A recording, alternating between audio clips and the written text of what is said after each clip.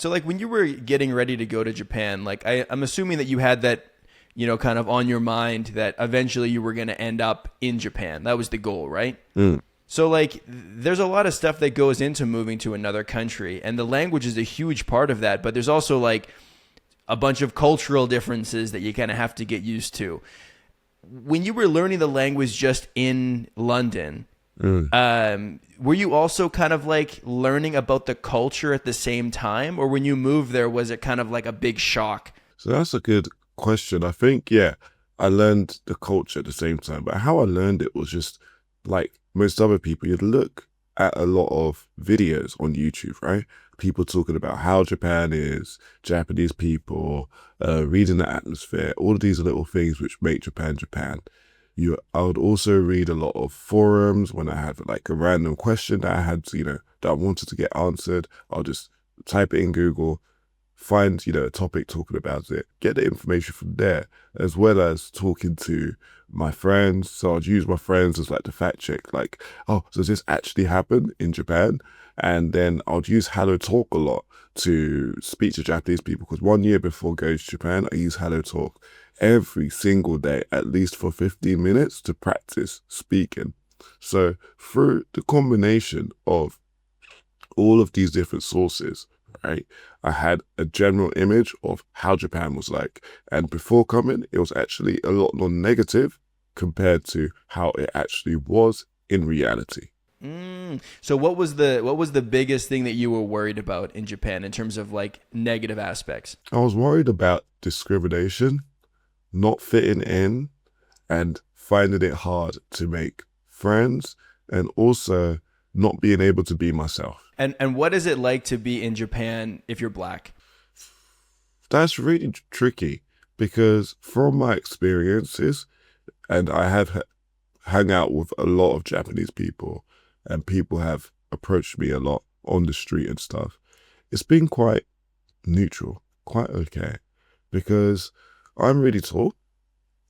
And because I'm really tall, Japanese people, the first thing they look at when they are, interested in speaking to me, rather than my skin color, it would be my height. So they'll be really surprised with my height, and then my height would be the topic of the conversation. And after that topic has ended, then we'll talk about, me being foreign and what country that I'm from. So when I say to Japanese people, I'm from the UK, they'll be like, wow, the UK, that's great. Tell me more about the UK. And then they'll be so interested about the topic of the UK. Only some people would ask a little bit more, like, where are your parents from? What are your roots, right? Motomoto no jutsu, doko desu ka, right? They'll say something like that, right? And then we'll go into a little bit about where my parents are from and that sort of side. But I don't think a lot of people are interested in that. They're more so interested in just me in general, because they've never seen someone like me in terms of, my height, and they want to get to know me. So that's the most different side. I am aware that other people who are black have different experiences. Like, there'll be random Japanese people who might touch their hair, for example, or, if they may have experiences of being treated differently or being called, names and stuff like that. But I don't think that has happened to me as much specifically just for being black. But I feel like other foreign issues have happened to me, like, I don't know, some Japanese people not wanting to talk to me as much because I am, foreign, because I am different. Some Japanese people being harder to open up. That might not be just a foreign people issue. It might be an issue with the fact that Japanese people like to keep their circles a bit small, and there's more shyer people around here. So, yeah, I definitely should at one point explore that a little bit more. But from my perspective, it's been rather okay for me, particularly. However, one of my friends did tell me about a situation where he was late at night in the streets of Shibuya, and someone just started shouting the N-word to a black person walking on the street.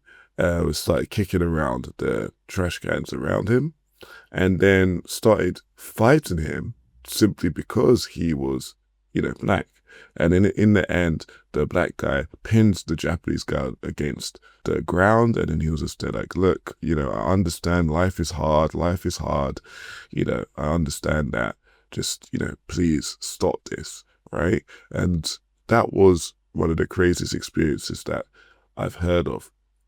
My friend's assumption is that possibly because of the influence of alcohol, that's what, kind of made the situation happen. But I feel like my opinion would be, even if it's under the influence of alcohol, the alcohol just amplified anything which that person probably would have, believed anyway. So it's very strange. So very strange. So I think right now Japan's in a place where it's changing a lot.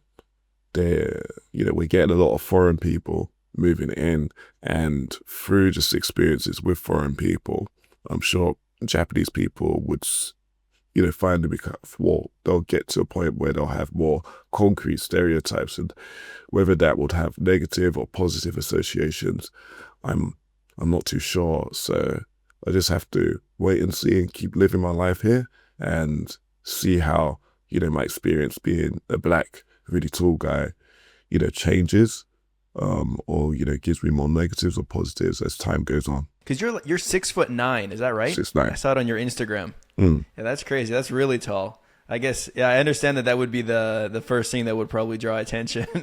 Definitely anywhere. And that experience in itself is, quite a thing, because I could just be standing in a supermarket and then an old Japanese guy would just look at me and be like, you must be over 2 meters.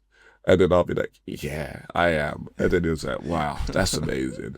Have a good day. Right? Like so many situations like that anywhere. Does it get kind of annoying having to have that conversation over and over again? Not really. I love it really, because it gives me an opportunity to interact with the local community, unlike any other person. Like people will approach you and then you can talk to Exactly. them about other things. Exactly. Because it's never like, oh, can you speak Japanese? They'll just come up to me and be like, straight up start in Japanese, asking me about my height, asking me where I'm from, and all of that stuff. I'm not too sure if my face gives off like that I can understand Japanese or something, but maybe it's just their curiosity and their shock, goes beyond, their, them thinking, oh, whether this foreign person can speak Japanese or not. So there was maybe, you had heard stories of discrimination in Japan, but it was actually better than you were expecting. Is that what you're saying, generally? Exactly.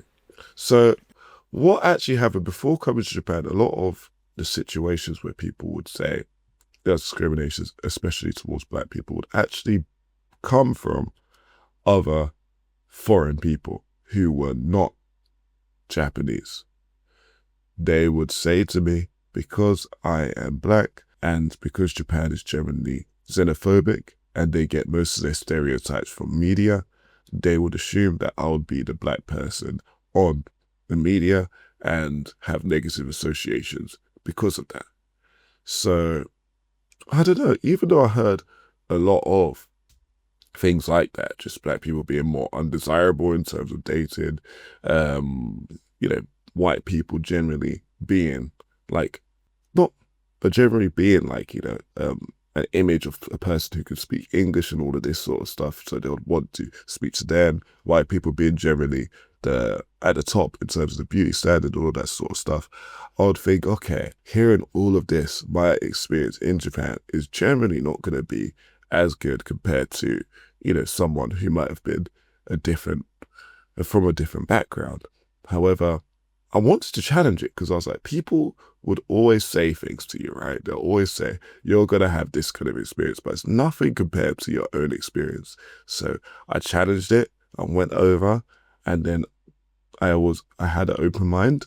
I didn't know what I was going to get into. And because I had an open mind, I was friendly. I respected the culture. People respected me because of that. And then I was able to have my unique experience.